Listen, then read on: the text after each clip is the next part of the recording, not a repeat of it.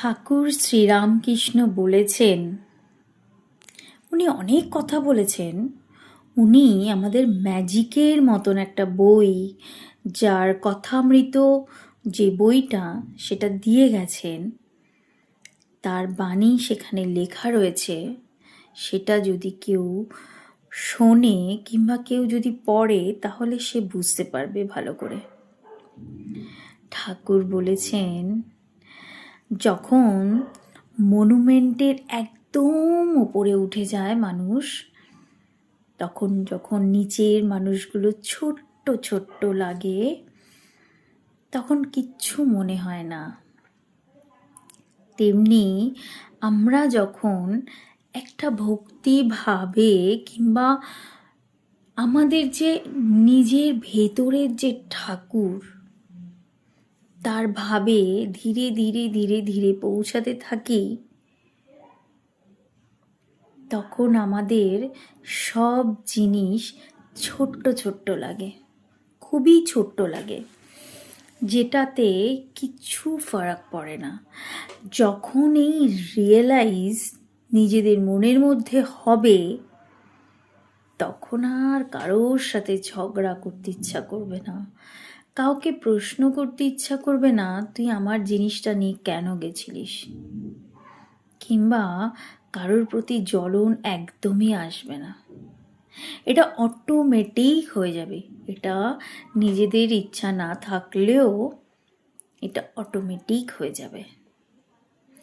যাই হোক, আমার যে বন্ধু বান্ধব যতটুকু আমার এই চ্যানেলের মাধ্যমে হয়েছে, তো সবাইকে একটাই অনুরোধ, প্রত্যেক দিন কাজের ফাঁকে নিজের ভগবানকে খুঁজে পাওয়ার চেষ্টা।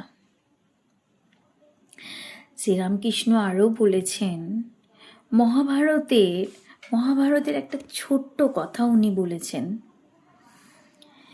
অর্জুন আর দুর্যোধন দুজনেই শ্রীকৃষ্ণের কাছে এসেছিলেন। অর্জুন আর দুর্যোধন দুজনেই শ্রীকৃষ্ণের কাছে এসে দুজনেই কিন্তু শ্রীকৃষ্ণের কাছে চেয়েছেন, আমার যুদ্ধে তোমাকে থাকতে হবে। শ্রীকৃষ্ণ তো একটা, সে কি করবে? সেও তো সব কিছু খেলাচ্ছে, তাই না? সে যখন দুর্যোধনকে আর অর্জুনকে দুজনকেই এই অফারটা দিয়েছে,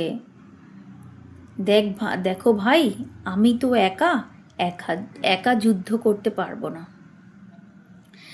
আমি একা একদিকে থাকবো আর আমার হাজারো সৈন্য আরেক দিকে থাকবে।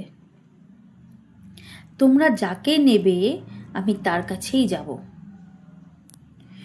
দুর্যোধন এত বোকা, ঠাকুর তার সামনে ছিল, ভগবান তার সামনেই ছিলেন, কিন্তু তার লোভ,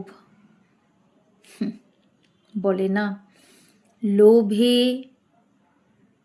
অহংকারে মানুষের সব শেষ হয়ে যায়। দুর্যোধন চুজ করলো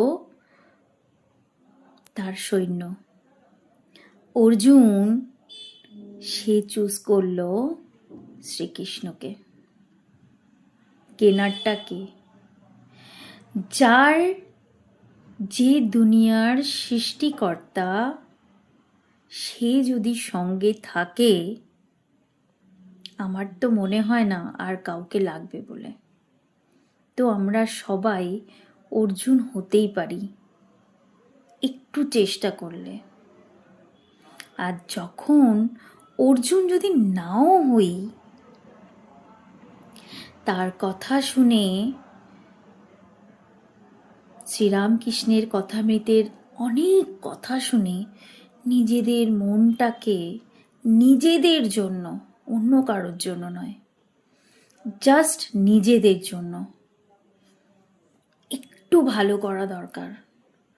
কেননা জানে অজানে আমরা জেনে শুনে কিংবা না জেনে শুনে আমরা সবাইকে কোনো না কোনোভাবে অনেক কষ্ট দিই। আর যখন প্রত্যেকটা মানুষের ভেতর থেকে এই ব্যাপারটা আস্তে আস্তে আসতে থাকবে, তখন পৃথিবীটা আরও অনেক অনেক সুন্দর হয়ে যাবে। যাই হোক, আমার কথাটা ভালো লাগলে একটা লাইক করে দিও।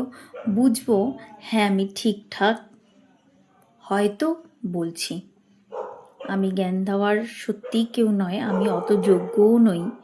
যেগুলো আমার মনে আসে আমি ভাবি আমি তো কিছু করতে পারি না, তাই আমি ভাবি আমার কথা শুনে যদি কখনো কারোর খুব মন খারাপ থাকে, একটু হলেও তার মন ভালো করার চেষ্টা করতে পেরেছি, এটাই অনেক ভালো লাগবে, আর কিছু না। আজকের মতন আমার ভিডিওটা এখানেই শেষ। Tata, bye bye.